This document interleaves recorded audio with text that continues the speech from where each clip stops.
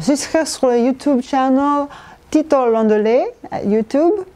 Et vous allez voir plein de choses très intéressantes. Ciao. Ngala sanga zimbwe Londolé. Ngala sanga zimbwe Londolé. Biso za mona nzambe. Biso nyonso to s'abonner na site ya Tito Londolé, hein? Tito Londolé, Mwana State. Donc to s'abonner biso tout massivement.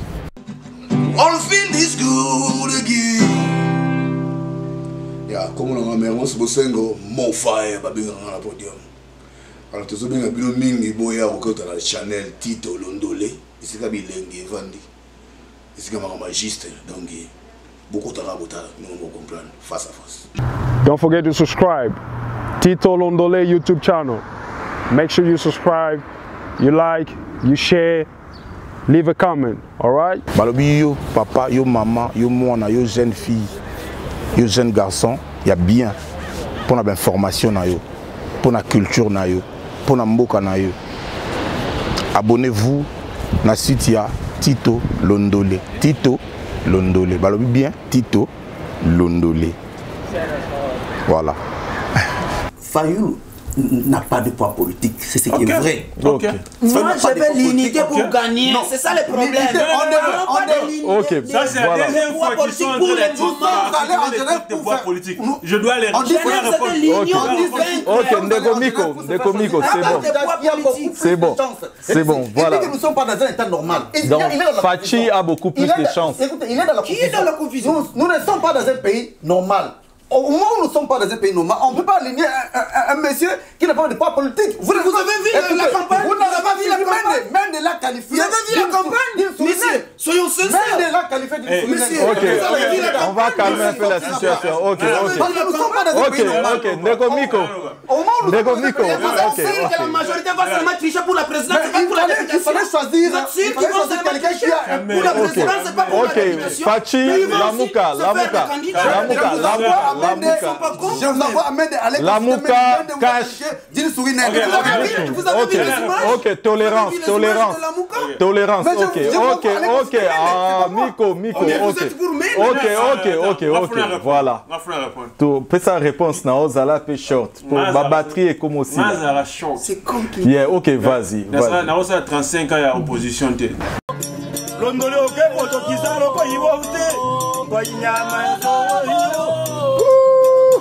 Bandeko balingami bai bana ya Congo topesi bino mbote po tolingi bino mingi sika tokoti na mobu ya sika o tobengi na lokota ya français 2019 toyebi kopesa bino ba mobu elamu na mbula oyo tobandi sika topesi bino nyonso merci na attention bozali kopesa na Parlons Congo pona oya lelo bilombe basangani balobi ete toyaki moko kasi na mokolo ya lelo loko tokuti mbula ya sika tosangana tosolola oyo etali Congo na yango na lolenge na koloba boye komona moko ndenge bakokota pe na esika oyo bavandi okati ya ndako oyo toyambi tokobanda na loboko ya mobali toketi na loboko ya mwasi tozali na Patrick Mwimba oyo abengami jeune engagé na ndenge ayaki na mbalo elekaki Patrick Mwimba oyo bomoni oyo ya telemaki expliquaki biso tina nini ezalaki kopesa valeur na maponami oyo liboso baponaki Ndeko Fayulu lokola représentant ya opposition pe toleki na oyo ya mibale ye azalaki moto ya liboso oyo toyambaki na Parlons Congo ye azali analyste politique kombo na ye Philippe Mwanza alobaki pe ebele na tango na ye mais abendaki bato matoi bo sous-estimer Shadari te. Je me rappelle de cela mais alakisaki biso position na ye penza te topusani lisusu na oyo azalaki 4e invité na biso na Parlons Congo ye azali juriste pe sika na yoki lisusu alobi azali analyste politique ye kombo na ye Israël Bayolana ye a telemaki pena na ko rappeler batoke candidat ya peuple Zande Fayulu pe a démontré ki yango pe a lobaki sous cela comment ko était élection et kozala terre na ebite ni na ko yebisa biso lelo po élection salemaki le 30 te ko sukisa na elombe mobali ye babengi na kombo ya Miko Dibwa akase Pelas ye a telemaki na carton o ya langi ya motane ko pesa na ba nyonso bazali na côté ya UDPS te alobai bango bazali ko mérité te o ya telemi pona osimba mboko ya biso Congo ezali ndeko Félix Tshisekedi na pesi bango nyonso mbote bandeko voilà biso yo tozongi sus na esiko yo to pesi bino merci mingi delo to ko bomana te to ko solola to ko bakisa maele en toute tolérance politesse lokola mona Congo nyonso peto mema makanisi ya malamu na o ya biso bandeko ya Congo nazana mutuna moko na kanisi na kotuna ngo mingi na ndeko Philippe Mwanza lelo yo toza déjà le 3 janvier mapona mieleki pona yo nano mapona miwana eleki boni atako zalaki wana to zalaki kaka a na katumboka Los Angeles. Ndeko Tito, merci beaucoup d'abord pour l'invitation na yo et puis ndengo sangisi biso nyonso na bandeko to solo makambo ya mboka na biso Congo wezali lelo lokola likolo ya moto maponomi eleki mais oyo tomoni ezalaki vraiment tantôt ko sala biso mwa soni surtout biso bato vande na mboka bapaya na oyo tomoni na ndenge esalamaka na bamboko tovandi epesi biso mwa soni mais kanisa ndenge na biso na émission tosalaki que élection ekosalema mais il y a des problèmes qui n'ont pas été résolus au départ. Pour moi, c'est ça que l'élection est que les Canadiens na lolenge ya malamuti. Il y a que les Cambouis machine et trouver des solutions te. Il y a que les Cambouis fichier et trouver des solutions te. Il y a les Cambouis inclusivité trouver des problèmes te. Ba makambouana et bendani na biso tina ba élection. Ce qui a fait que les élections se sont passées avec beaucoup d'irrégularités. Médias. Tantôt c'était des machines qui ne marchaient pas bien. Il y a même dans certains centres où il n'y avait pas de machines, où les machines sont arrivées soit en retard, soit machines ayées, câbles les athées, soit câbles les allumes et machines ayées, soit machines bandit pendant 1 heure, machine est kati. Mais en général, les élections se sont passées. Maintenant, Tozali Gozela, résultat. On nous a promis d'ici le 6, nous attendons d'ici le 6, nous espérons que la CENI a proclamé Mutuoyo Aponami na peuple congolais. Donc au jour d'aujourd'hui, il y a des irrégularités. Nous attendons voir si ces irrégularités vont avoir des impacts ou un impact certain sur les résultats. Voilà. Merci beaucoup. Antonio Botondi mingi po o mekiko pasula mpoke ango pena mais nakanisi na kendena ne pas ndeko Israël. Na ba irrégularité o ndeko Philippe Mwanza ebisi biso. Yo kanisi ke mosusu ezali to na kati na o wana yo kokiko tia moi poids et fungola biso esusu makanisi. Eloko nini yo constataki na ba élection maponami o ale 30. Matoni mingi ndeko na ndengo yambi biso lisusu pe matoni mingi na bandeko nyonso ndenge tozali ko sangisa makanisi pona komema mboka na biso liboso lokola tolobaka tango nyonso kotalela ndenge makambo malekelaki ngai naza moimi beko nalobaki liboso ete muinda motane zaki kopela pona kolakse ete maponomi makozala te na mboka na biso na mobu moleki kasi kotalela makambo ndenge masili koleka na mboka na biso ngai penza eza ngai etali ngai na bengi yango maponomité eza maponomité parce que ndeko o awuti koloba sikawa ndeko Philippe awuti koloba ye moko ete eza maponomi e salemi kasi e respecter ba procédure te ba norme te ba problème ezalaki kaka o isengelaki ezwa solution yambo ete toke na maponomi ezwa ki solution te yango naza koloba ete pona ngai eza ba élection te pona nini nalobi boye parce que ba élection ndenge esalimelaka na bamboka mosusu eza ndenge wana te esalimeli na mboka na biso na tongo mokolo ya tukumi sato ya mbula ya nkoto mibale na zomi na muambe boza komona ete nanga alors que mobeko elobi ete ba bulletin de vote na ba urne na ba biloko nyonso esengeli ezala déjà na centre de vote mikolo mibale yambo ete maponomi masalema kasi tozali komona na tongo wana 8h 9h 10h ba bureau de vote ezana na ba bulletin te uzomona nanga azotambola na ba bulletin de vote na mutuka na ye na voiture na ye pona kokende kotika na ba centre ba election wana ya ndengo wana esalema na ino te na mokili mobimba ata na bamboka oyo eza bamboka te esalema na nto ata na gondwana voilà ngona za kolobete wana ezaki maponami te ba o baza kondima ngo ke ezaki maponami eza droit na bango ya kondima ngo kasi ngai na kotalela mibeko na kotalela makambo ndenge malengela maki ezaki maponami te. Voilà, lokola loinge tozali na kati na Afrika mingi maponomi ezaka toujours na kokoso. Kasi na bandi batu batalaka mingi nini ekokweya na sima maponomi yango. Du moins quelque chose esalemaki. Ndeko Mwimba kolandana na maponomi uti koleka les 30. Pesa biso moi point de vue na yope.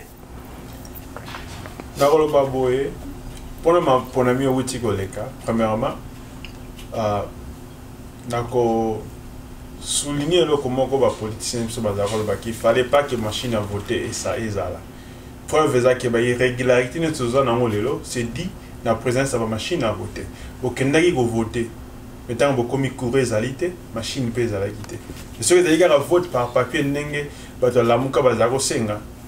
Payant on est utiliser les lots comme preuve que bah voter qui. C'est parce que tout ça n'a accès dans ma machine ou donc premièrement stratégie à la Mouka c'est beaucoup n'a félicité parce que bah il y a une vision fait avec. De l'autre côté aussi de commune élection parce que aussi il y avait Félix et l'IDPS bah on va passer ça qui va peut-être que je m'en qui beaucoup plus ambivalent cela veut dire que FCCC a que même ceux qui ont la machine toi qui ont la machine t'es opposant mon donc aussi n'a félicité l'IDPS pour ces stratégies. Mais aussi, vision à la Mouka au Kende sans la machine à voter, c'était vraiment capital pour la irrégularité. La seule chose où ils ont aidé, c'est que tout l'année là, comment voter les cas qui, ils apprennent à papier ou à qui regarder dans le centre. Donc, premièrement, je pensais que non, élection au Salema, bon.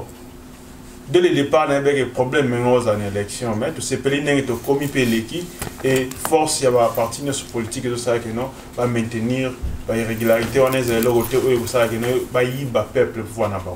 Merci.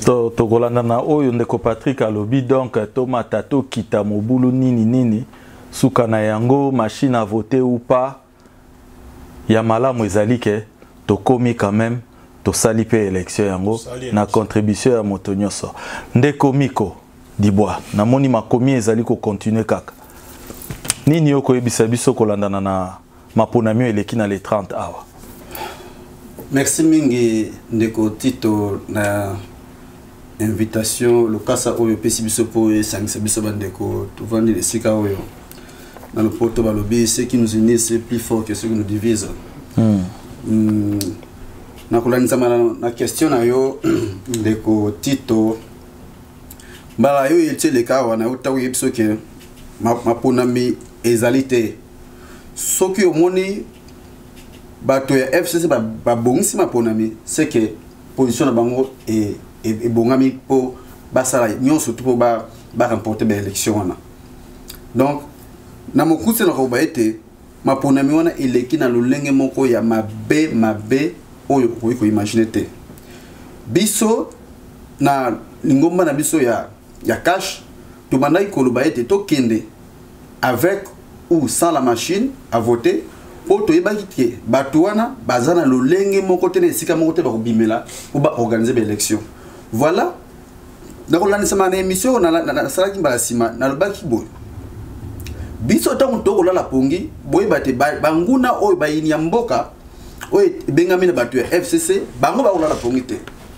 Bango machine oyo ya mayele oyo bat bazala mpe ki nsamboka liboso bango eza pona ko bongola makamno so ndenge mabe.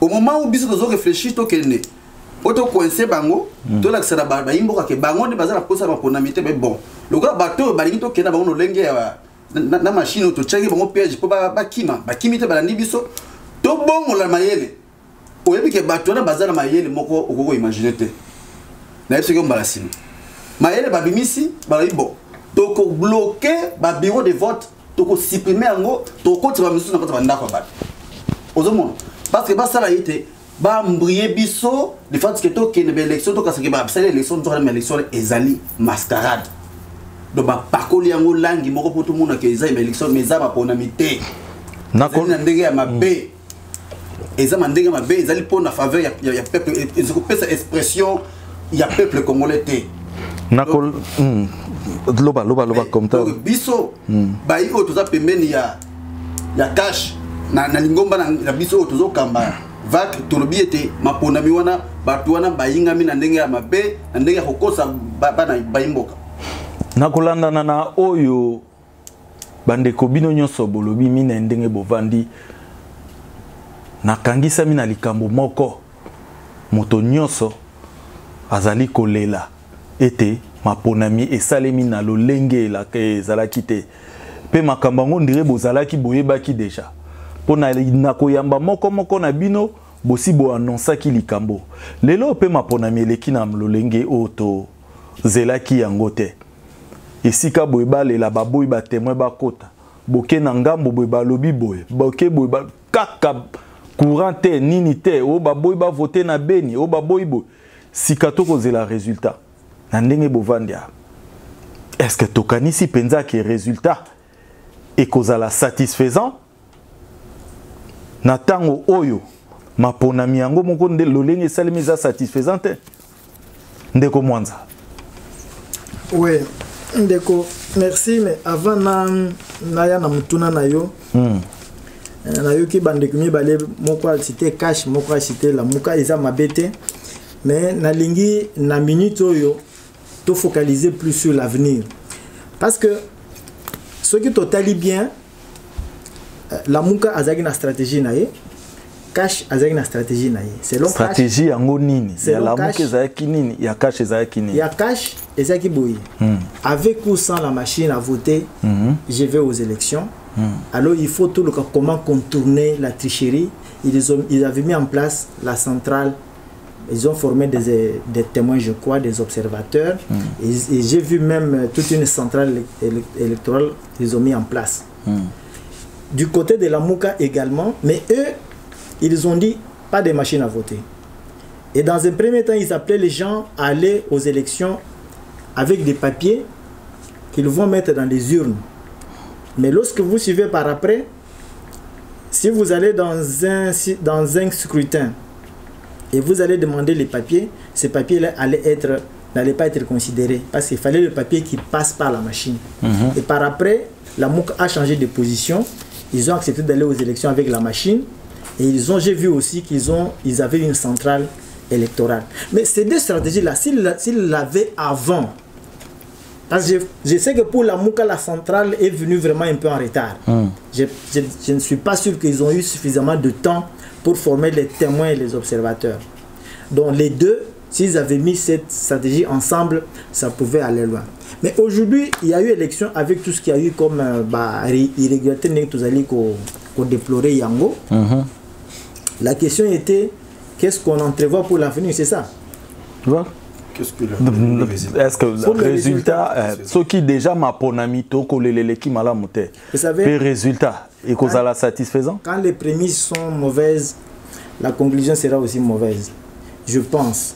Parce que Kabila, avec la Kabylie, n'a pas organisé les élections pour proclamer quelqu'un de l'opposition. Je pense, c'est maintenant où je trouve l'occasion favorable pour le peuple congolais de se mettre debout après si les résultats ne reflètent pas le vote du peuple congolais. Parce que nous avons suivi pendant la campagne électorale. Nous avons vu les 3 candidats qui s'étaient détachés, comment ils se sont comportés pendant la campagne électorale. Et du moins, chacun de nous autour de cette table a au moins un candidat qu'il pense qu'il pourra gagner les élections. Et lorsque nous suivons les médias, nous constatons que le candidat de la majorité présidentielle ou du FCC n'a pas eu beaucoup de voix selon la campagne électorale. Je ne pense pas. Et il y a des risques. Et voir ce qui se passe actuellement en RDC, bakati ba internet, bakati ba réseaux sociaux, nyonso. On a même révoqué certains journalistes. Je crois qu'on a révoqué quelqu'un de la RFI. On a retiré son accréditation, il devait rentrer. Donc ça fait que le pays aujourd'hui est allé sous blocus, je peux dire comme cela.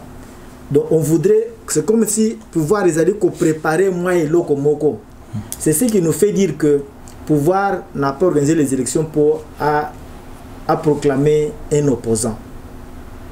Donc les résultats, je ne pense pas que CENI a proclamé un opposant. Maintenant ça dépend comment les opposants vont se comporter. Cash et Lamuka, quel serait leur comportement? Si aujourd'hui pouvoir ou bien la CENI proclamer Shadari, je pense que Cash a un résultat naïe, Lamuka a un résultat naïe. Oui, oui, parce que d'après ce que nous voyons ici, les urgences sont distribuées. Là, la RTBF, France 24, TV, BBC, tout ça, on dirait plus la majorité sur... Bon, moi... Ça, ce sont des choses, ce sont des rumeurs, mais ça circule. Ouais. C'est juste une façon de penser aussi. Ouais, c'est pourquoi moi j'ai dit qu'il faut maintenant que les 2 coalitions de l'opposition, Lamuka et Cash, nous attendons voir comment ils vont se comporter après la proclamation. Mais du moins, ce qui est sûr, c'est que je ne pense pas que Nanga puisse proclamer Félix ou bien Martin, je ne pense pas. Waouh. Monsieur Miko. Oh, il a répondu. Hein. Non, sur cette question, il y a ce qui la Mouka, les résultats. Ce qui déjà fondement na maponameza mala moté. Yo kanisi kolandana oyo Philippe Mwanza alobi.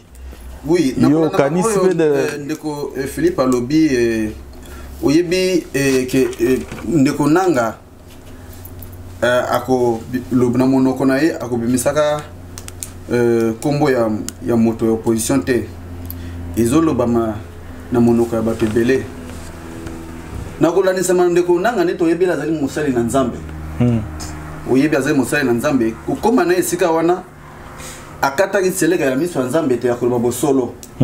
Oh soki ba résultat oyo bimina maponami ndeko nanga alobi bosolo te seke abukina ndayo akataki na miso ya Nzambe. Bosolo eza nini? Ndeko nako yipso boy soki tozo pesa yano ese prépara.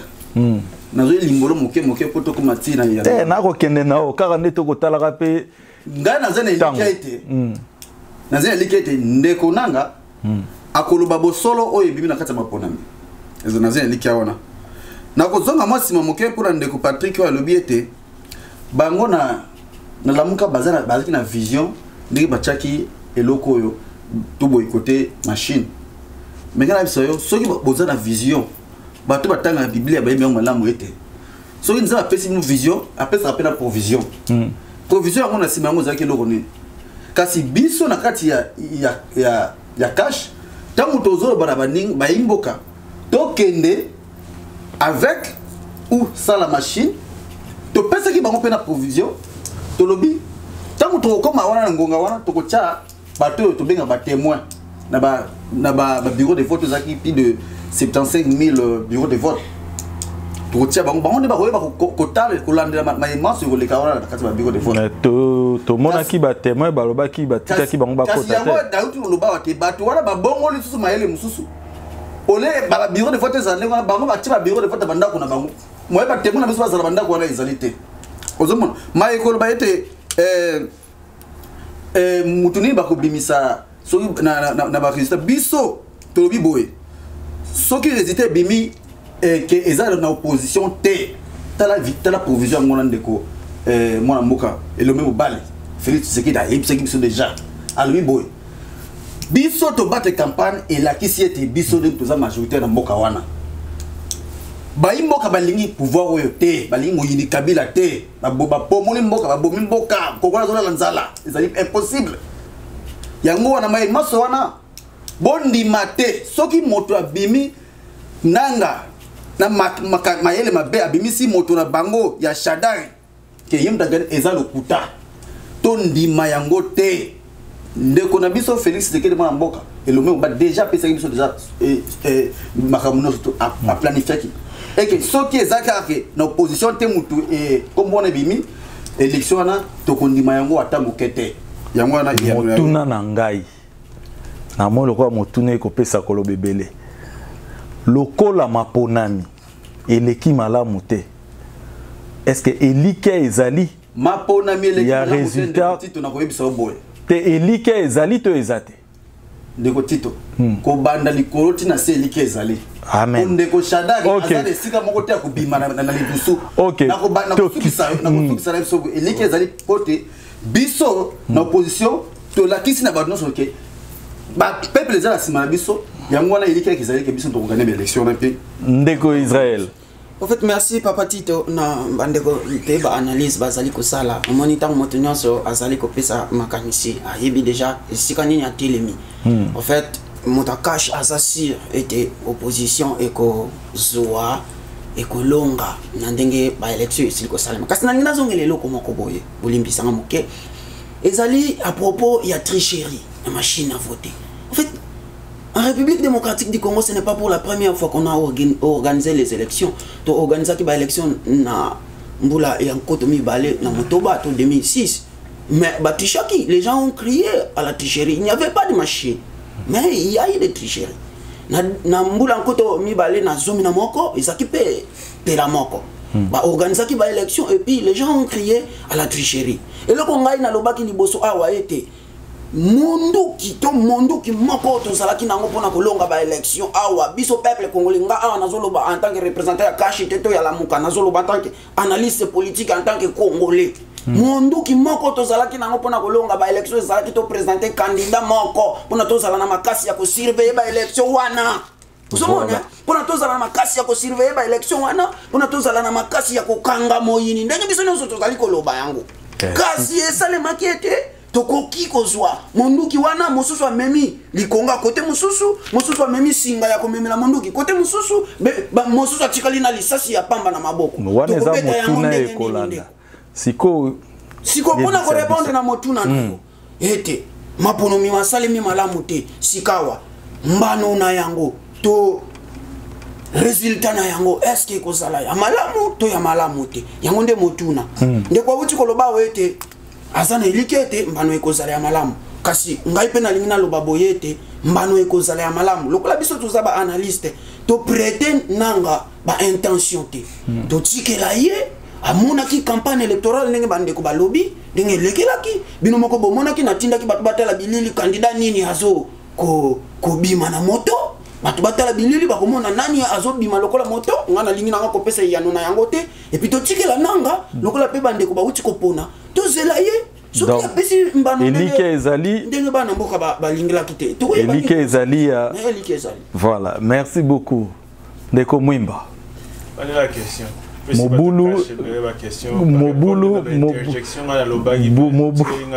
Mobulu eleki na maponami elike ezali na résultat ke kimi kozala to mobulu lisusu koya po soki bobandi na mobulu espoir penes que ezali na ba résultat o tozo zela le 6 te batu ba bosana bulu yekeza na ngamu na biso te batu opposition vrai bakati ba internet po bazo banga vérité biso batala muka to déjà vérité que to gagner que élection ozomona bangonde bazo bongisa eloko bazo lamba taliban bango ato FCC c'est tout résultat pour na biso ba vrai opposant peuple congolais ba nationaliste to yebi ke bale ana kana biso bazo somba tana ba on est bazo sala bonne chance donc ils sont déjà favorables au peuple congolais ba médias international ba tenu so ba yebi na na tête ya élection na na ya gagner puisque to yebi likambo ya publication ya ba résultat na po na ngeza lokwa moto ya likambo ya kokutana na biso pamba te nyonso esi eleki pour publication nde ekomema kimia lobi to pe mobulu tolingi mobulu te en tant que congolais ataka toza na libanda awa susi na biso ezali kimia mboka etambola malamu sikoyo tozali kozela bayebisa biso moyen le plus facile ya communication lelo eza internet eza tellement vulgarisé que eloko ezobomba na lisusu te. Pourquoi na moment oyo d'après moko na bino coupure complète et internet na mboka? Qu'est-ce que ça représente? Est-ce que ça a une influence sur les résultats autozozela? Qu'est-ce que ça cache? Na yo non moimba papa moimba. Coupure internet c'est pour le contrôle. Yanini. Bazo contrôler parce que pas depuis mais ça on a déjà l'internet. De part et d'autre bah besoin publier déjà les résultats. Même si tu en as besoin que non, tu trouver solution à un problème. Moi je suis contre l'anarchie. C'est bien que bah oui c'est bien sur les résultats par rapport au centre. Mais faut pas que les résultats on a payé les années comme on a influencé bah tu à côté monsieur bah sentir que bah on gagner tu bah gagner. C'était mieux il y a contrôler le courant. Mais coupure na ndenge ba saleli et ont fait cette impression il y a suppression comme si bazo zipelo comme on va l'ingénieur batu baïeba. Mais si l'intention est là que non va contrôler ndenge ba résultat ko bimé là au lieu que batu na kasai ba misi mkondina ba on na katanga misi ba voir na ba ça dérangeait aussi au moins tout seul dans la position leadership les décisions moraux et leadership fallait pas jouer. Mais si ce qui est intention de bango est suppresser ba voix il y a que changer ba tactique là c'est mauvais. Vraiment étant un analyste nous devons comprendre les deux côtés. Mais étant un vrai opposant à Congo, étant un vrai Congolais, naïbi que non, bah les gens à camp il y a pas opposant. Voilà. Même pas dérangé. Voilà, merci beaucoup. Monsieur Philippe Ponta, par rapport à la question de Moukena Oyoki Kolanda Nandeko Patrick, que pensez-vous? D'abord, vous voyez que le fait qu'il y a couper Internet, c'est une violation des droits humains. Parce que il y a des peuples qui vivent aujourd'hui en RDC de l'Internet qui n'ont rien à voir, qui ne sont pas impliqués directement dans le débat isolé. Il y a des gens qui font leur business, qui ont besoin de l'Internet pour les transferts d'argent. Il y a beaucoup de choses qu'on fait avec l'Internet. Kati. C'est méchant ça. Ce qui est le lot lingotin de moi mbongo et pas famille kuna. Il faut baser le temps pour établir Internet pour retirer mon bon. C'est un problème. Moi, je ne suis pas d'accord avec cette décision-là. Parce que pourquoi on veut tout focaliser sur la politique? C'est comme si tout le monde vraiment tient à... Non, il y a des gens qui vivent en RDC là qui n'ont rien à voir, qui s'en fichent même de cette fameuse politique qui depuis un certain temps m'a besoin de tambolater. De deux, quand on a coupé l'Internet, c'est effectivement pour contrôler, pour avoir la mimi sur les élections, pour éviter que ni Cash ni la Mouka qui ne puissent pas avoir des contacts avec leur base, parce que chaque regroupement recevait des appels des témoins qui étaient sur le terrain. Ils ne veulent pas ça. Mais ils ont oublié que mais ils ont laissé le téléphone. Le téléphone continue à fonctionner. Un troisième élément, ce n'est pas seulement qu'on a coupé l'Internet, il y a le déploiement des militaires aussi. Déployer les militaires depuis qu'on a reporté les élections, il était au 23, on a reporté au 30. Il y a déploiement des militaires dans toutes les villes, dans les centres-villes. Pourquoi? Si on n'a pas l'intention de mal faire, pourquoi couper l'Internet? Pourquoi déployer les militaires? C'est ça, ce n'est pas correct. C'est-à-dire que le pouvoir est dans un schéma. C'est pourquoi j'ai dit, ils n'ont pas organisé les élections pour proclamer un opposant. Ils les ont coupé l'Internet, ils ont déployé les militaires. Je pense qu'ils vont proclamer Shadari parce qu'ils savent déjà qu'ils ont déjà la situation en main et ils vont faire du n'importe quoi pour mater la population. Donc la coupure d'Internet est une forme de tricherie, de cacher la tricherie derrière. Merci, je suis très conscient. Et le déploiement des militaires, juste pour vous dire, taisez-vous, si vous osez. Mais c'est ce qui s'est passé en 2011. En 2011, ils ont déployé les militaires et puis sont allés prêter serment au Kanchachi. Donc nous devons garder en mémoire tout ce qui s'est passé dans le passé. Ça, c'est le pouvoir actuel de Kabila. C'est comme ça qu'il a toujours agi. Il agit, il coupe l'Internet, il déploie les militaires et puis il mate des gens dans leur quartier. Les gens ne savent pas sortir. Alors c'est là où les opposants doivent maintenant créer des stratégies pour aller au-delà de ce que le pouvoir a fait. Que pensez-vous de cela, M. Israël? Oh, merci beaucoup pour la question. Elle est tellement bonne qu'il y a même des amis qui ont déjà intervenu quant à ça. Mais je voudrais ajouter un peu. Vous voyez, quand les gouvernements dirigent par la dictature et la peur, ça nous donne comme résultat ce genre d'action ou d'activité. Tango moimboka to mokonjamboka bazali kokonza batu na kobanga ko bayebi ete makambo nyonso tozosala population basi balembi yango. Moni mutu soki asi alembi yo nyonso okosala azokomona yo kaka lokola oza ennemi na ye. En fait, awa eza makambo kutu ya kolemba te. Awa eza makambo ya kotala mibeko elobi nini.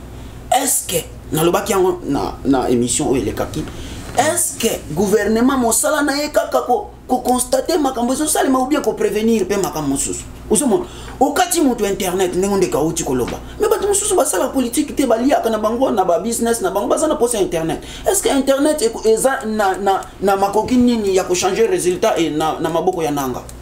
Internet, qu'est-ce que ça a à voir avec le changement des résultats au nanga zanango? Ce qui okati mutu internet, ça veut dire kozo banga. Siko ozobanga okati mutu internet après tango kozongi sango. Conséquence oyo okimaki ekozongela yo kaka. Voilà. Donc okata te nyonso oyo ozosala ekozongela yo kaka. Donc vaut mieux kutotika na yo makambo ekende normalement pour que on se dégage ka ke okataka et puis batu babombaka attention na bango et tango kofongola pouf tension ebimi. Eza moyen ya malamu te ya ko gérer mboka. Ozo priver batu na droit na bango, ozo violer mibeko et c'est une fois de plus pour le gouvernement ko violer mobeko ya mboka. Eza malamu te. Merci beaucoup. Papa Israël, tu es na Monsieur Miko. Kolana na o bandeko balobi na motuna o etali coupure ya internet na déploiement ya militaire na mboka. Botondi mingi de kotito yebi en plein 21e siècle koyoka na komona makambo oyo baimboka bako sala pona biso ba petit peuple ezali mawa. Yango na tango mosusu batu bakoloba ete mboka na biso ezali occupé ba biso bakozwango na lolenge ya maseki mais eza ya solo tozali occupé parce que moto oyo alingi mboka na ye akoki jamais kokoma ti na ngonga oyo ya ko violer moto na ba droit na ye ya communication kokata ba imboka droit na bango ya communication eza ba tebele bazala makambo misusu ya kosala baza en dehors ya politique kasi bango ba se permettre ba privé ba pola ta mokolo moko te mi balete miso te pola mikolo ebele te bité sika mokoni ko so kasi parce oyo biso tozo kanisa to ko pesa longonia na tata episcopo cardinal Monsengo oyo lobby a telemi a lobby te tozali dirigé par ba médiocre. Nyoso kolanisama nyoso la saba médiocre na ba médiocre, ça c'est la médiocrité. Na kolanisama mo tata épiscopo cardinal a lobby te tozali comme si tozo vivre comme si nous sommes dans une prison à ciel ouvert. Ozo mona manso wana so otali oyokina mawa. Omoke bato bazali ko diriger biso baza ko mériter bazo carton rouge. Ba ko iko zonga lisusu te. Ba sala ka maïno so na nko. Mboka na biso depuis 1887 ti lelo bazo tonga inga inga eloko bakoko sana mboka mususu ko umete ba tika ngo ndenge wana ba boyi makambe bonga. Merci beaucoup de komiko. Na position wana. OK. Yango na maso pour na question eso ba imboka bazali mitema mabe ba o bazo digije biso na kopesa longoni na pasteur Ekofo dia yebisa ki bango déjà na kopesa longoni na cardinal Mosengo ndenga benge ba médiocre. Merci beaucoup. Voilà deko. Moi mbango poto le kana question ezola dabiso likamata. Ça veut dire moni dans la vie future beloko moko même si aux autres équipés na politique des politiques équipés. Ça veut dire vino mobimba est basé sur politique et psychoso fanda. Même si au sein de la politique était ba décision ba homme politique et quoi affecter. Faut y bango.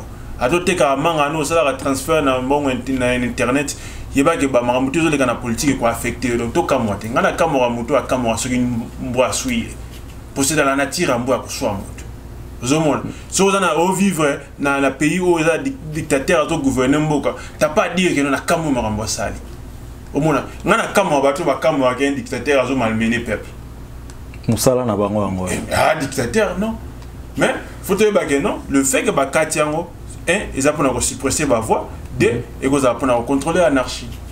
Voilà. Okay. Merci beaucoup. C'était quelques éclaircissements que Utanandeko, Patrick Mwimba. Et si ko tozali kokota, yamboto kota na yango na pesi non merci mingi na ndenge bozali kopesa biyano na mituna oyo. Tokozwa mwa pose muke na sima na yango toyeba kozonga toko. Londole oke poto kizalo ko yibote. Ko nyama Voilà, bandeko, merci beaucoup. Teutina moi pose mon cœur comme la maille, moi jus et puis tozong sa moi bokasi nanzoto po si kande toye komata ngomba oyo ezali otobenga na lingala sombele suka bisanga. Na lingina tuna mutuno oyo. Na yoki cash, na yoki lamuka, na yoki pe awa pe ndeko mwanzati si kwa kolakisa biso position tazaro tika lobe en tant qu'analyste au milieu du village. Na lingina tuna pour na moni motomoko ya majorité athée. Alors je serai direct. Mais question na yo pe motoza sans position et que il peut pas na yo.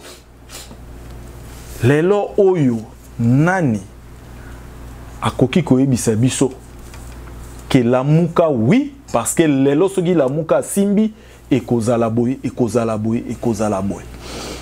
Cash oui pour ceux qui cache lelo ya simbi et kozala boy et kozala boy et kozala boy.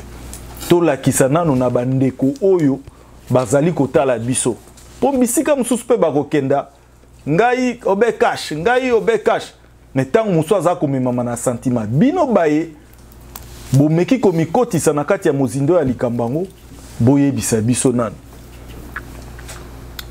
lelo balobi cash oui cash po akosala balobi lamuka akosala na bandi na yo a mototelemi pembeni na ngai na komona ndeko Israël abimisi maseke nyonso meto kokoma ndeko miko biso na Rolanda landa pena lo zalo kwa ba pesio minute moko oyebisa batu pourquoi oya yo maponami na oyebisa yo na banda ko oyebisa yango pe nazo beta sete likolo ya likambo oyo soki tozali ko pesa makasi na biso na mwana mboka Félix Tshisekedi na lingombo ya cash ezali pamba te ndeko tobandi kolanda masolo ya politique lelo te oyebi ekumbaki nationale le grand esprit papa Tshisekedi Etienne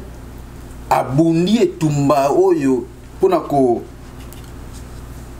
botola otobengi démocratie na mboka na biso utakala depuis Mobutu kasi tozolandisa matito komi na ngonga atiki biso heureuse mémoire touti na mapona touti na masolo ya senko oyebi ndenge nini bapesi balobi bo makambo nyonso bozwa primature bozwa sensa bozwa nyonso oyo nous avons donc to affaiblir les rois to beti roi pourquoi balanda cash la réponse se prépare donc engolo baboy biso to affaiblir Kabila tito quoi ici le Kabila se représenter le troisième mandat na ye ozok kasi na kolandisa mawana Kabila alingi koimpose biso moto ya ye ozomona balingi basala ete le roi est mort vive le roi biso bi niet toboyi yango toko landa maponami oyo bayimboka baponi moto na bango nde yango wana biso tokolanda yango biso tobaki te mwana mboka Félix Tshisekedi aza na bosolo azopesa banda atelemaki boye oyo alobi yango wana azotosa eza te alobaki tokokende machine a voter te tobrile yango ntango amoniki akomela moko de personne balani na nsima yabe te tokende tolona machine o te tokosigne tokoma so tokomi pembeni ya bulletin osigne pa otie kuna akoma te bachange versatilité eleki te bato bazokosa biso na lelo baza ndenge mona bachangeaka lelo alobi likambo na 10 heures alobi likambo mosusu so amoni bapesi ekoko na ye te achange lokuta mobutu ayaki nango elandani na Kabila ekitami na bato na ndeko alors biso nde totema na ngwende nge na IDPS toza tout droit nous assumons nos responsabilités nalingaki natika yo naleka na ndeko Israël mais nazongi na eloko moko lobi boza bato te bondimaki lelo lobi bo changer mais kolanda na mapona mieux esalemaki na Genève yango te moto esalemaki papa oyebi ke soko tozogi so na mapona mieux à Genève eza likambo ya motuya ok oyebi ke ezali eloko moko génération na biso ma jeune il faut toyer bango. Tant que la Bible existe, savez-vous que la notion Ajida existera toujours. Judas yo ataisa Yesu. Et quand il a raté, mon Bible va supprimer un mot, n'étant aussi histoire voilà éco. Donc n'étant pas ba imboka ba jeune tu ba ke. Autant la sima moto azana sima na yo. Histoire on est aussi là jamais que moto azana sima na va trahir yo. Merci de comico. L'histoire il y a Genève. L'histoire là, moi la mboka Félix Tshisekedi aza moto bango nyonso bandimi yango na yebisaki odelema makambo ndeko miko tika tozongela yo na likambo na mwana mboka Félix Tshisekedi azali moto oyo aza correct bo tangu ya lobi ete tokokende boye ndenge baninga baponi biso baponi moto intel na Genève kasi eza yete spontanéité esalemaki na Kinshasa ezalaki abenga bato ya telefone bobima bato pepe te bebi non tolingi likambo te bima na makambo na mabe na bututu wana likambo ya franc-maçonnerie wana bobima bimisi mwana mboka Félix Tshisekedi. Ok, merci beaucoup ndeko nalandaki kaka maloba na yo na makambo ya salaki liboso na oyo memisi yango aza toujours ndeko Israël boni na moto na matondi mingi nakoseka na motema pasi na nkemo ndenge bato balobaka motema pasi lisusu yani eza pasi parce que celui qui portera la responsabilité et la passion, ce qui t'a raté, Paris Otozanango Lelo. Yamboteo continue. Oyebi Motuna na Tunaki. Ya, na yebi Motuna. Motuna na Wezalaki qui est le meilleur candidat pour le moment. Motuna na Ngezalaki, yo olingi lamuka. Pona nini? Kasi yango Motuna. Yebisa bandeko bazotala biso lamuka ezaye. Po talaboy. Ok, matondi mingi nalobaki boya. Tozana monguna. Ngai nalobaki bien naza muta lamuka te naza analyste. Je pense là où il y a les vrais. Naza analyste bolanda. Où est le vrai? Apesa analyse na ngai. Tozalaki na Kinshasa. Tozana monguna biso nyonso toyebi tozana monguna. Peuple congolais elobi bo pesa biso candidat commun. Bo trahir bisote ba lobi yango wapi na Kinshasa ba opposant nyonso bazalaki lamuka kashi bango nyonso bafanda na stage moko wano yebisaki biso déjà peuple congolais bangangi makasi bo pesa biso candidat commun Félix Tshisekedi alobi toko trahir bino te nani Martin Fayulu alobi toko trahir bino te Muzito alobi toko trahir bino te Vital Kamerhe alobi toko trahir bino te bongo na bongo babandi masolo omoni place na wanza babandi masolo ebandi ba comité na Genève na ba élection pour na na mukuse tango to komi na Genève na ba élection na expliquer que émission liboso ezali de Curious Show ce que lingi tala émission Israël la liboso okoyeba ba élection esalemi heureusement na sepeli nde kwa kasha lobi notion ya jida ekosila te c'est que baza ba jida limbisa ngai parce que ba trahir banani ba jida ba oyo ona ba lobi ke ba notion ya jida ekosila te pona nini bosali cash ce qui notion ya jida ekosila te après avoir voté après avoir co-signé pona nini bosali cash donc boza ba jida et en plus tala sima zonga moto po mutu azana sima na yo ako trahir yo mais Vital Kamerhe a voté que Tshisekedi c'est qu'à trahir déjà vous savez donc notion ya trahison ils pas na bango Vital nan Tshisekedi a voté que Vital Kamerhe donc bango na bango bazoko se trahir notion wana e wuti pa na bango pa na ngati donc bango nde bazana notion na bango ya jida ba yebi ndenge ba jida sala ka bango nde ba trahisaka ba yebi mutu azana sima na yo ako trahir eh ben ils vont se trahir entre eux mais les peuples congolais les feront payer cette charge là ceux qui ont raté Paris auto zalaki nango ceux qui IDPS zalaki qui a combattu après 30 ans ceux qui cache un ani lamuka to sangana ki elongo to longa mais cache wana yé muta koza la responsable si quoi akomika avec ou sans la machine et avec ou sans ben akomi bindima ndima na ibite baza opposant tout baza bana donc nous sur jide utaki pa na bango mutu baza ba très donc bozonga la peuple congolais ceux qui bolingi bo continuer ko ba au nom du peuple parce que la muka ezalaki mutute zaki failute zaki nanite zaki peuple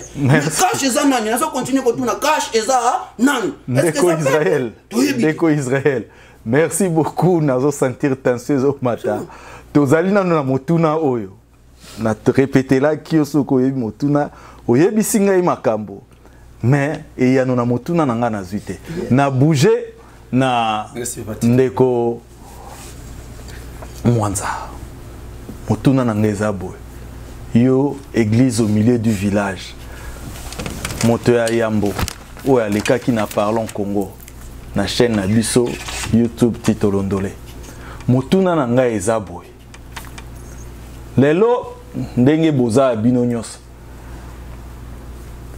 na monike penchant ezali na opposition mais yo en tant que l'église au milieu du village tel que tu t'es présenté depuis le début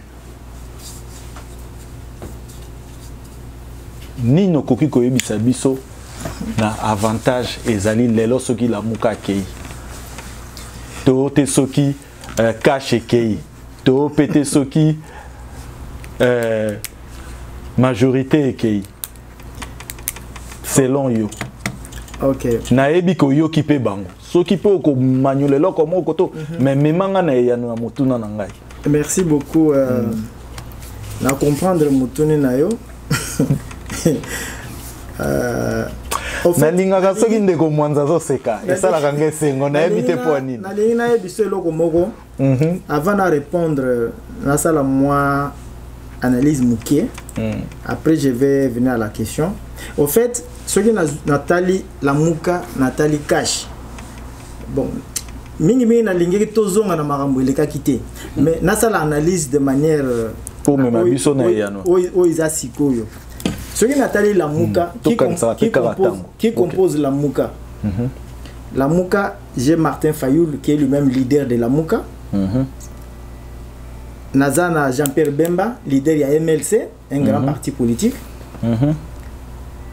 Fayoul vient de décider et de la dynamique de l'opposition Bemba président de MLC on connaît son origine politique hein? Pas, je parle d'origine politique et puis je vois Matungulu, je vois son parti politique, Congo Nabiso. Il y a Mozito qui vient à peine. Je pense il a 1 ou 2 mois dans l'opposition. Ils sont restés. Il y a Moïse Katumbi qui n'a même pas un parti politique. Nous ne devons pas oublier des choses comme ça. Il n'a pas un parti politique, mais il a seulement un regroupement politique. Et très influencé. Très influent. Là, c'est tout à fait très influent. Je prends de l'autre côté, je vois Félix avec Vital Kamerhe. Félix d'un grand parti politique aussi. Vital d'un grand parti politique aussi qui ont signé un accord. Alors je suis en train de réfléchir maintenant dans la durabilité dans le temps. Quelles sont les plateformes qui peuvent durer de manière à ce que quand ils vont prendre le pouvoir, qu'ils peuvent rester longtemps au pouvoir. Je vois UDPS et UNC sont 2 grands partis politiques qui ont l'ancrage sur le terrain. Et qui, s'ils arrivent à avoir le pouvoir, ils peuvent l'exercer pendant longtemps parce qu'ils ont le soutien populaire. Je vois de l'autre côté Fayoulou.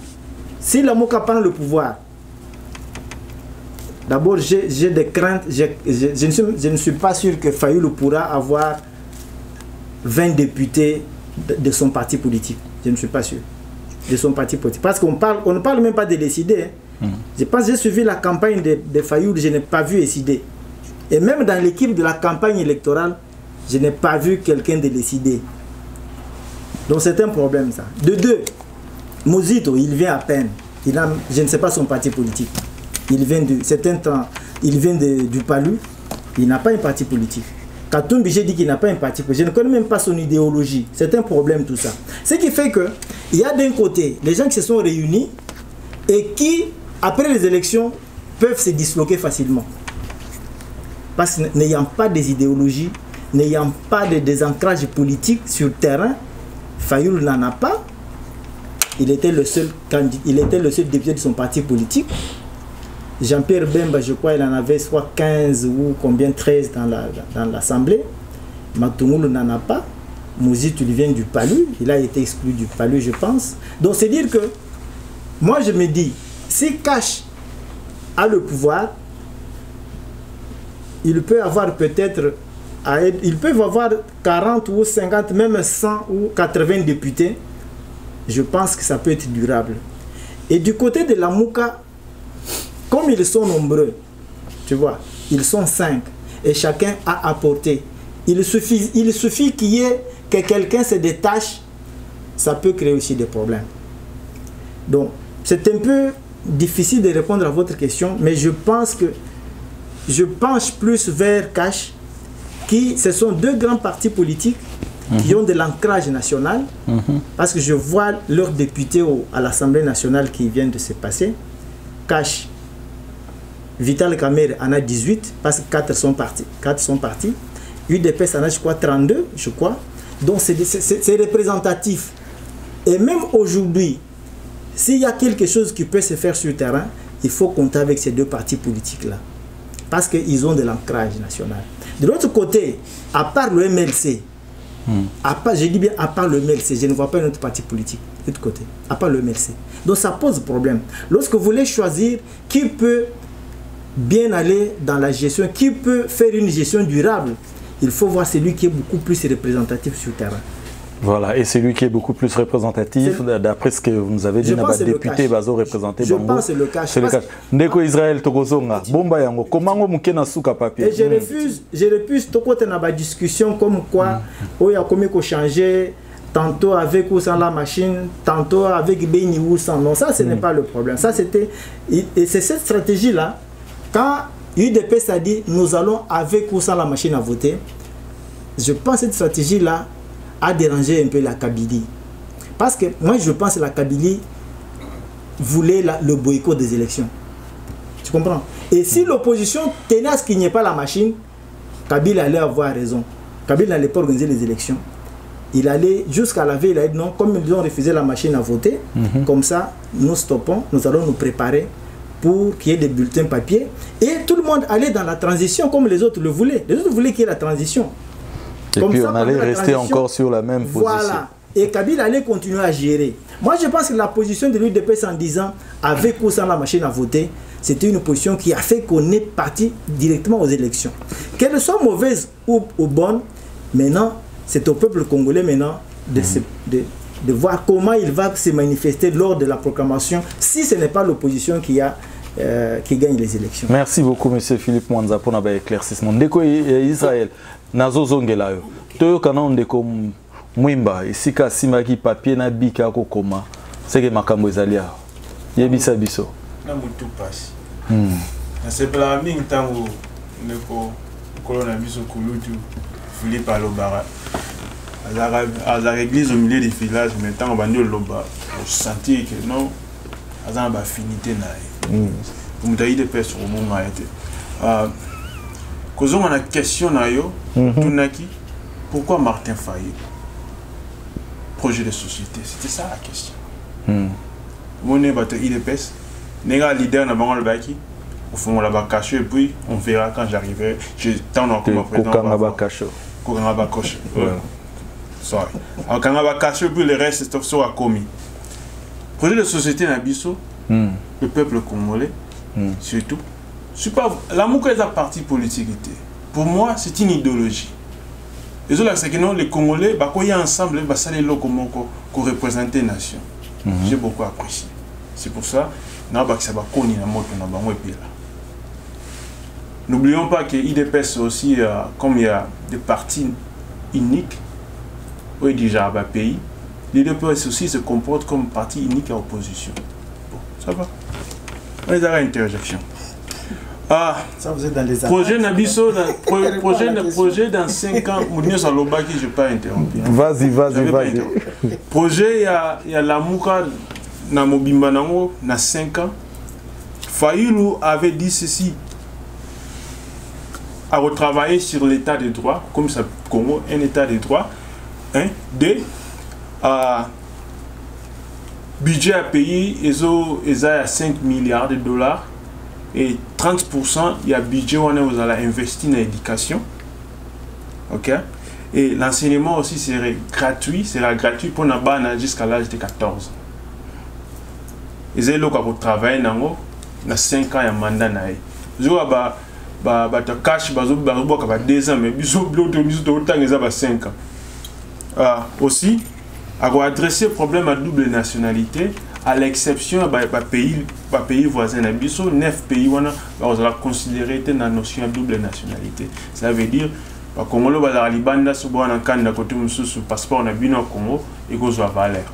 Il faut aider une économie parce que sur en Europe, sans le visa qui a dépassé $1000, bon, continue à payer, ils ont aidé. Aussi, souci est que dans 5 ans, avant le mois, sur base il y a background à Tegane Pita Teme, à la qui travaille dans la compagnie à pétrole, cela veut dire à exécutif à Yebi. C'est vraiment la première fois que nous, le Congo, tu as accédé, tu as président a accédé à pouvoir, à éducation, beaucoup l'on a pu résumer qu'il y a ça là quelque part. Joseph Aya. Joseph, vous avez une expérience que les gars à Batmoussous. Parce que Joseph Aya est général. Ok. En plus, surtout le député, Mobutu, alors un parti politique, Mobutu n'avait pas de député. Etienne Tshisekedi et Dakar a créé un père. Lui qui était un dictateur. Joseph Kabila aussi a une partie politique définie jusqu'à ce que Kamera et Daki a été à Bendele. Donc, si pourquoi faire Martin Fayoulou, l'éducation, budget, double nationalité, l'éducation, surtout pour la base de 0 à 14 ans.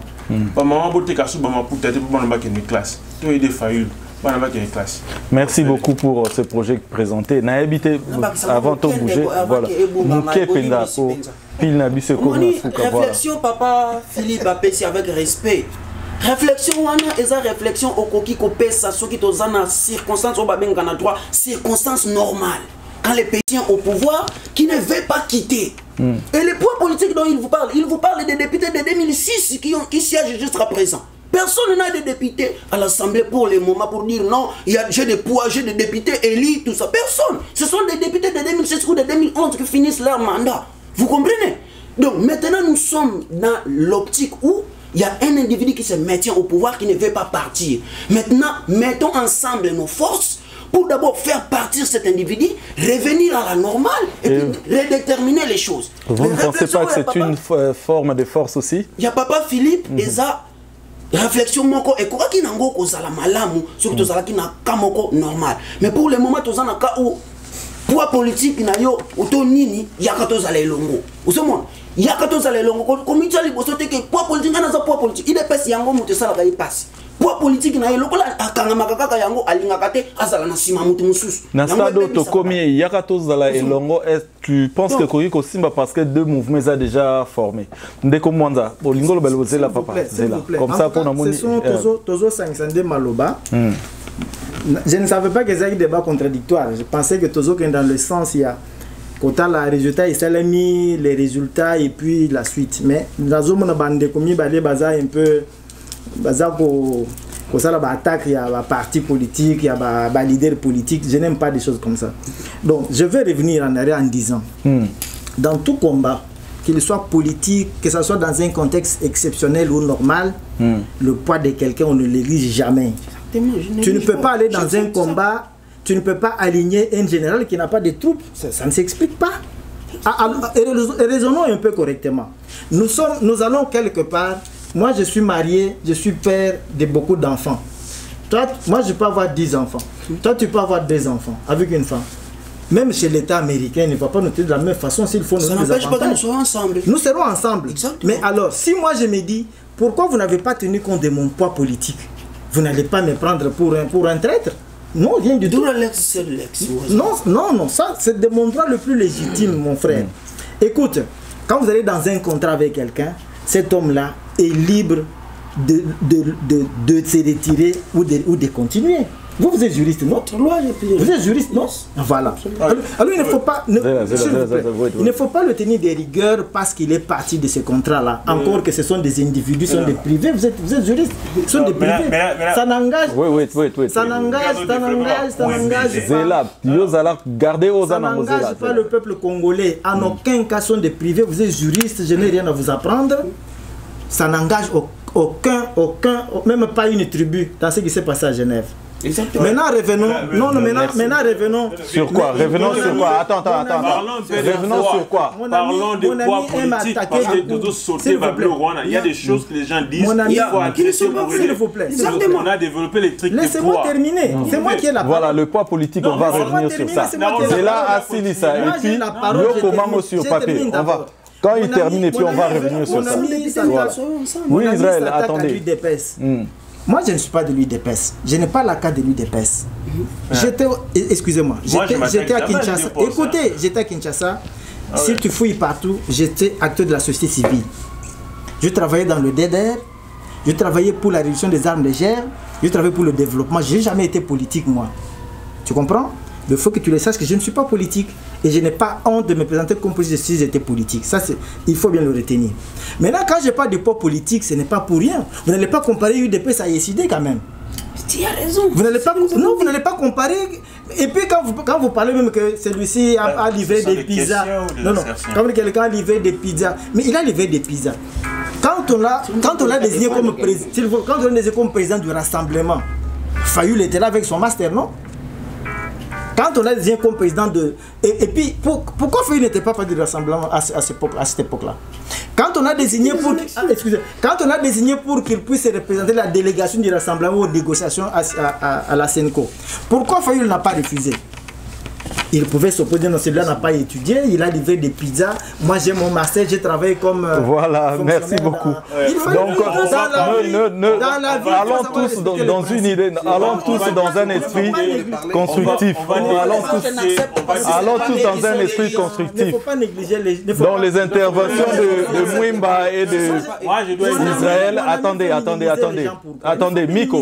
Miko, allez-y, parce que là, c'est tout le monde qui a parlé. Je veux revenir sur toi.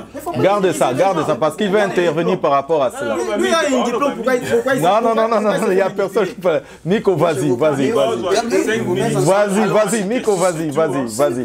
Ok. Merci beaucoup, papa. Ndeko Israël, pardon, s'il vous plaît. Tolérance, s'il vous plaît. Tokandeko Miko. Tozo qui est la même chose. Mes frères, nous avons fait nos pays avec nos diplômes. Je voudrais ici revenir à mon ami Israël. Je pense que vous le savez très bien qu'est-ce que signifie un dol. Là, vous êtes un juriste, vous devez le savoir. Vous savez,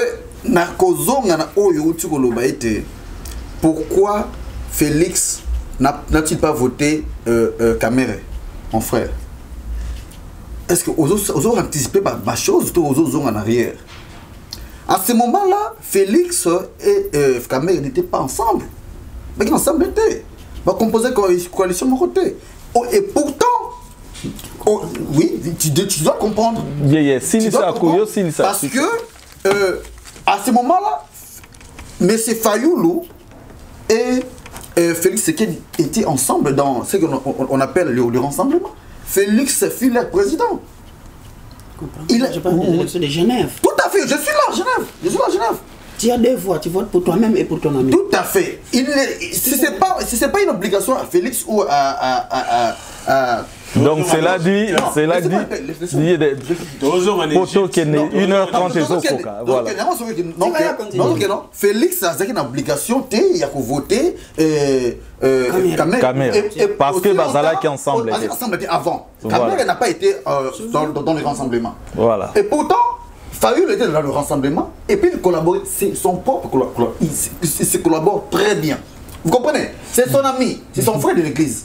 Et puis, à ce moment-là, plutôt Fayoul venait chuchoter dans l'oreille de Félix en le séparant, en disant que non, il faut faire attention à monsieur Kamé. Il les a divisés. Mais non, personne ok, c'est bon. Ok. Je vais regarder mes frères. Je vais les recadrer. Il faut vraiment qu'il y ait direct. Causons Tabiso Simaté. Papaté dit ceci. Vas-y, vraiment résumer un peu pour bouger. Mais ça, projet de société. Non, société. Hier, Azo parlait, n'a fallu à 5 ans. Comment? Dans quelle magie? Autant qu'il y a encore. Mais c'est grave. Mais 5 ans, ce gars passé président. Accord de Genève, je ne parle pas de 5 ans. Accord de Genève parle de 2 ans. Il n'y a pas ça. Il n'y a pas ça. Tanga. Mon frère, il faut lire. Tu es un intellectuel, il faut lire des trucs. Il faut lire des trucs avant de parler de j'ai lu ça, il n'y en a pas d'histoire de 2 ans. Ok. Vous êtes en train de faire.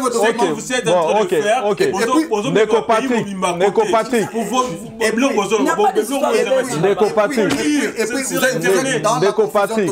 Vous êtes dans la confusion totale en disant que Fayoulou. Même la réponse dans la choc. Ok, vas-y. S'il te plaît, Neko Patrick, Nayoki a soulevé point mon quoi que convention à Genève et l'obité sika morote makambiyaba année wana. Est-ce que vous en avez koko tangi la biso? Oui, so botangi boké na fondation Kofi Annan. Congolais tout, pardon. Naïbi que tu es en Égypte sur 6 euros. Déjà, tu as l'équipe à Genève. Mais là, au moins, on a souligné pour la lobby, va soulever ce problème à poids. Tu as 2019. Ok? Surtout, on a besoin de leader. On a besoin de leader, on a la capacité. Il y a qu'à vendre, il y a qu'à débattre, il y a qu'à tanga, il y a qu'à. L'argument, nous sommes maintenant à Genève, c'est que non, j'étais trop fatigué. Payer ça, on n'a pas ce temps-là, on a fatigué devant le temps à papier. Le temps à encore, comme ça, on va payer ce qui est Pourquoi c'est même plus une question de pourquoi Martin Fayoulou. Martin Fayoulou a un track business pour servir Congo. Ok?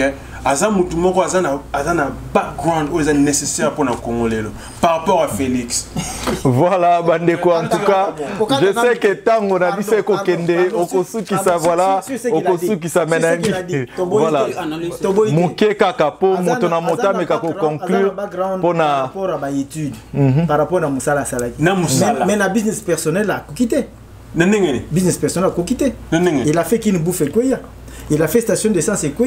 C'est-à-dire c'était un leader. Oui, que business c'est quand même. Écoute-moi. Est-ce que business c'est quand même? Écoute-moi. Voilà, on a business. On a commis un projet, il y a des mikakatano. Tu dis que c'est pas un pays de droit. On a aucun business. Donc on ne peut pas dire que non. Et quoi qui? La personne a retiré son argent. Aussi longtemps que non, c'est pas publié. Tu ne peux pas dire que quoi. Écoute. Voilà. Écoute. Ozolo Bamakamo, peut-être tu n'as pas fréquenté Martin Fayoulou, Ngana fréquenté Yété. Tu es billet de prêt. Azana finance, c'est parce que tout le monde est mis dans la campagne. On a vu, c'est Katumbi et Bemba. C'est ça. Voilà, Bandeko, en tout cas, je veux vous dire merci beaucoup. Naebi Kenaba et Bazola Dabiso. Bako Silikelanga parce que Nazako Kata, Natango, il faut pas. Ndeko Mwimba, c'est ce qu'on veut que Ndeko Mwanza, Ndeko pour bien décider. Bayolana, Ndeko Dibois, en tout cas, qui sera ballotté par les autres. Parlons Congo. C'est ça le business. La chaîne YouTube Tito Londolé vous dit vraiment merci. Mais on ne va pas se quitter comme ça sans pour autant que tout un chacun dise au moins un mot. Tu as dit que débat et silité n'a vraiment Nabino du Soussou. Ceux qui vous allez encore disposer, tous encore plus de temps pour tous awa. Binonyo soboza batbo salaka, bo uti misala bozo kene misala, mais bo pesi temps na bino pour na bandeko a Congo bayo kabino na oyo ezali compréhension na bino na makambo ezali kotambola sika na mboka na kobanda na ndeko Miko juste un mot pendant 30-45 secondes pour na ko clore likambo oyo avant que réalisateur akata biso lisusu ndenge auta kokata. Merci beaucoup Ndeko Londolé ndenge na bandeli na lobaki était ce qui nous unisse est plus important que ce qui nous sépare et na maïma so tolobi et tozoluka et intérêt mboka moni biso na cash to tire misi mwana mboka Félix Tshisekedi poto moni ete ye aza na versatilité te lokola bayi mususu to kotanga kombo awa kasi yango wana biso eliki na biso ezali ete mwana mboka Félix alonga etumba oyo pe akolonga ngo po Congo na biso ekende liboso. Merci Ndeko Miko, bon Ndeko Israël. Yo lobi boni pona kosukisa na mwa minute moke. Yango na lobi Ndeko matondu nyingi pona émission ya malamu na bandeko ambiance kitoko ndenge bo Kolanda. Za malamu tango toza kopesa makanisi pona Congo kasi sikawa ndenge mapona mauti koleka. Tozali kaka kozela soki nanga ko respecter vérité ya ba irne apesa ndenge population a ponaki mokonzi na bango apesa lango ndenge penza ekozala malamu conseil nanga iza kokene mingi penza pana ye atia mboka na moto te nanga s'il vous plaît kotia mboka na moto te pesa biso bosolo bwa ba irne et puis otika mboka na kimia nzambe akopambola yo et puis Congo akozala penza reconnaissant pona makambo oyo kosala kasi soki otie mboka na moto na yo na bana na yo nzambe akotuna bino. Merci beaucoup Ndeko Philippe Monza. Oui papa pona kosukisa ya liboso na koloba Ndeko Patrick aza ko insister mingi sur ba étude ya ba candidat. Bon, ngai natangi na boité eza malam parce que il faut bato batangi ba gérer mboka. Mais ce qui totali na ba critères esalamaki na Afrique du Sud pona kopona candidat commun. Étude des alaki question critérium moko sur les 8. Alors, il fallait seulement balobano pour gérer mboka il faut aux docteurs, aux master quoi que ce soit. Mais ce qui balobik batie ba critères musus, nous devons taire cette histoire là des études. Il est vrai que nous voulons que les gens qui ont étudié mais toter les locaux. Ça c'est un. De deux, mais dingina lobaloko la ndeko Israël et pas ya monsieur Nanga na bato bazo kambamboka mikolo yo. Bapé c'est bison de vérité ya urne. Nous insistons. Bapé c'est bison vérité. Moto ya gagné, il faut pas proclamer toboyi ba manigance. Toboyi fraude toboyi ba hold up électoral. Il faut bapper ces biso élections. Pour Mboka ezala na kimia, la population a trop souffert. Nous voulons que cette population-là vive un temps de paix et qu'il puisse travailler pour le développement de son pays. Voilà ce que j'avais dit. Merci beaucoup Ndeko Mwanza. Ndeko Patrick. Oui. Vraiment,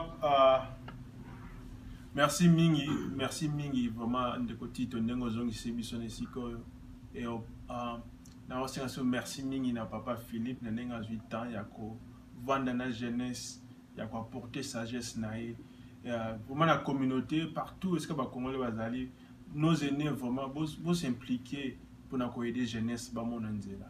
Bon à part ça na comprendre que nos élections l'équipe et c'est le moment il est temps toute la différence na biso à côté et c'est vrai avec confidence.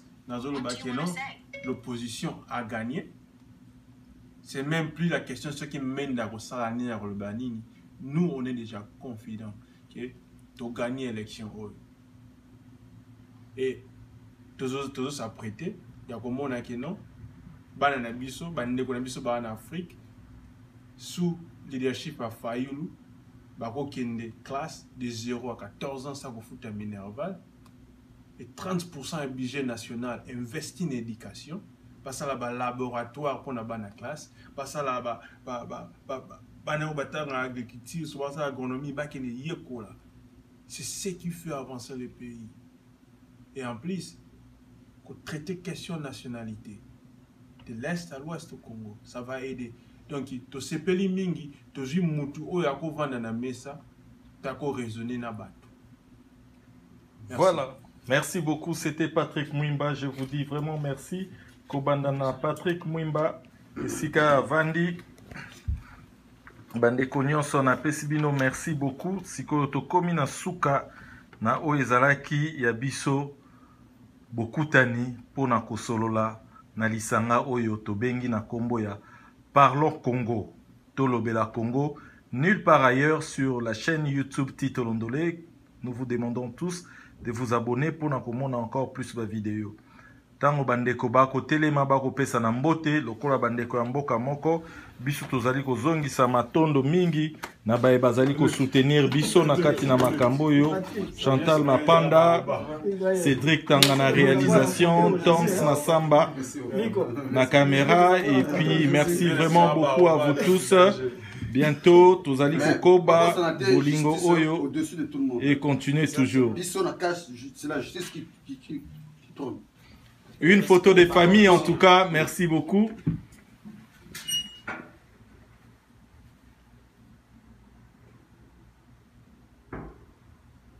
Voilà, c'était la photo de famille. Merci beaucoup. Merci Monsieur Dibois, Monsieur Bayolana, Monsieur Mwanza et Monsieur Mwimba. Merci, merci okay. beaucoup. On n'aura plus le temps de causer.